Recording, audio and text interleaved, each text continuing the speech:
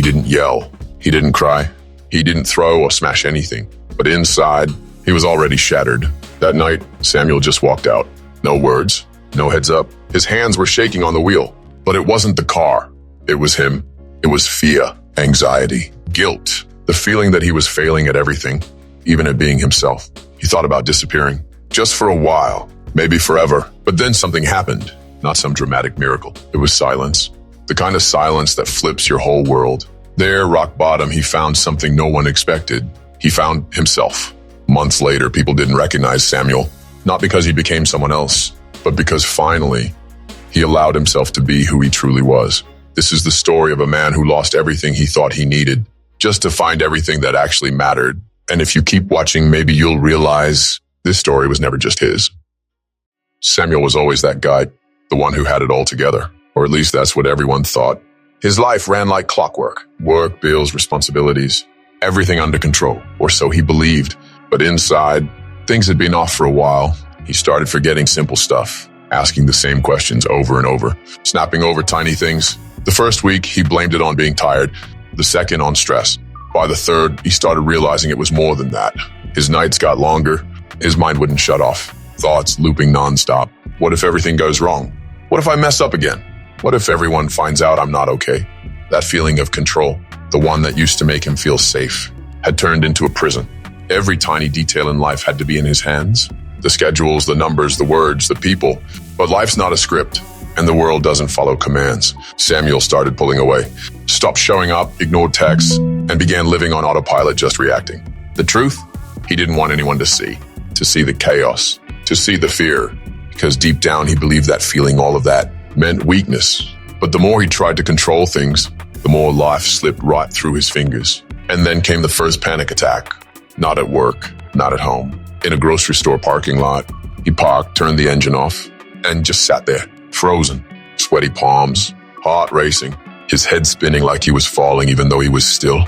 He leaned his forehead against the steering wheel, closed his eyes, and finally let himself feel what he'd been running from for years. He wasn't in control anymore. He never really was. And in that moment, he didn't know if that was the end or the beginning. After that afternoon in the parking lot, Samuel didn't tell anyone. He went home like nothing happened, washed his face, took a deep breath, and put the armor back on, because that's what he did best, hiding. Samuel learned early on that real men tough it out in silence, that showing weakness was opening a door you don't want opened. That feeling too much was risky. So he faked it, faked being okay, faked still having it all under control. But the body doesn't lie, and your eyes always give you away. Slowly, everything started leaking through the cracks in the mask. He started having random pains he couldn't explain. Shortness of breath even when doing nothing. A tight chest even in quiet moments. It was all the emotion he'd swallowed for years. His body saying what his mind refused to admit. At work, his performance dropped, but he covered it up with jokes, with canned responses, with tired smiles. He didn't want to worry anyone or let them down, because deep down he believed holding it all together was a way to show love. But in truth, it was fear. Fear of failing, fear of being seen, fear of being judged. Samuel didn't know that carrying everything alone wasn't strength. It was pride. It was desperation dressed up as bravery. He thought people would admire him for holding steady, but really he was just sinking quietly. Bit by bit, life lost its color. Nothing was catastrophic, but everything felt heavy. It was like walking around with a rock on his chest and refusing to let it go, because to him, letting go meant losing. But what he didn't realize yet was that letting go would be the very first step toward freedom. It didn't happen all at once. Samuel's fall was slow, like a building quietly cracking with no one noticing, until the whole thing comes crashing down. Truth is, he'd been breaking on the inside for months, but he played the part so well, even he couldn't see it. He kept waking up early, doing what needed to be done, smiling in meetings, joking with the kids, replying to messages with emojis. But something in him felt hollow. He started feeling like every day was the same, that nothing made sense anymore. And the scariest part, he didn't recognize himself. That driven guy, full of plans and energy, was gone. In his place was just a tired man, checking boxes like a robot. Then came the night that changed everything. There were no screams, no breakdown, just him, alone, sitting on the bedroom floor after an ordinary day, a glass of water in his hand, a tightness in his chest he couldn't hide anymore. He looked around and everything felt small, distant, like he was there, but somehow not really there. And then it hit him. I'm burned out. He couldn't keep playing the role, couldn't pretend anymore, didn't want to fight everything and everyone anymore. He leaned back against the wall, stared at the ceiling, and for the first time, let himself feel all the stuff he'd been avoiding for years. The anger, the sadness, the frustration, the fear of never being enough. And in that heavy silence, he whispered, barely audible, I don't have to pretend anymore. That's when Samuel broke. But it wasn't ugly. It was the kind of break that sets you free, like a shell cracking open to let something new out. He didn't get all the answers right then. No divine light, no magical fix. But this time, there was something different. Surrender. Samuel realized he didn't have to control everything. He could let go. It was okay not to know the next step. The world wasn't going to fall apart if he let his guard down. In that moment, he didn't get weaker. He got real. And being real was the first step to actually living. The next day felt weird. Samuel woke up with heavy eyes, but his chest felt light. Not light with joy, but light like someone who, for the first time, wasn't trying to carry the whole world.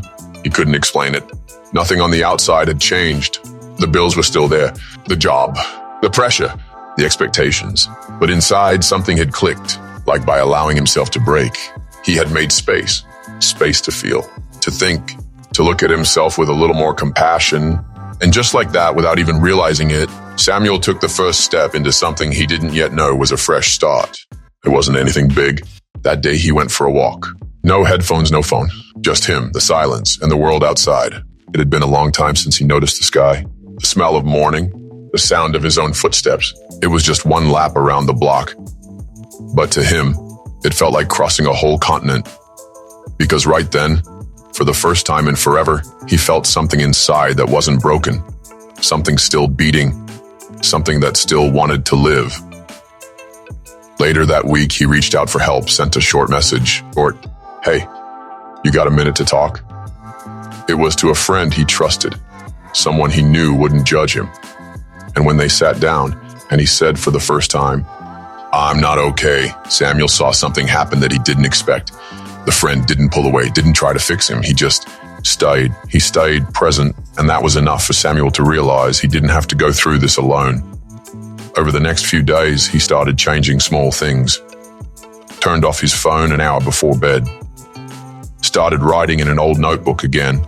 Made a simple list. Things that make me feel good. It was a short list, but it was a start. He started saying no more often. Stopped blaming himself for everything. Started looking in the mirror with a little more patience, and more than anything, he accepted that the process wouldn't be fast or pretty, but it would be real, and that was all he needed right now. Because Samuel understood that growth isn't about reaching the top.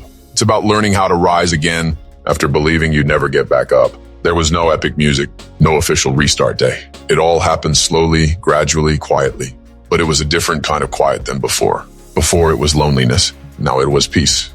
And for someone who spent so long just trying to survive, peace is the biggest kind of revolution. Samuel didn't become someone else. He didn't reinvent himself or change his identity. What he did was come back to himself, to the guy he was before, the rush, the pressure, the need to hold everything together.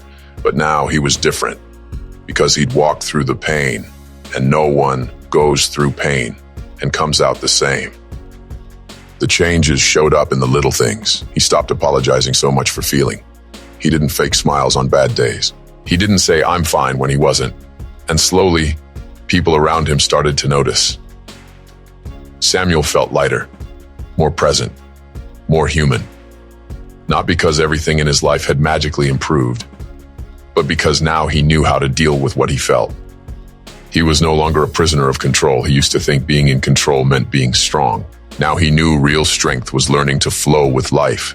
He stopped demanding perfection from himself, stopped living on autopilot, learned to breathe in the middle of chaos, to say no with confidence, and yes with honesty. The old Samuel would have seen that as weakness. The new one knew. That's courage. That's because accepting who you are with all you feel, think, and carry is one of the bravest things anyone can do.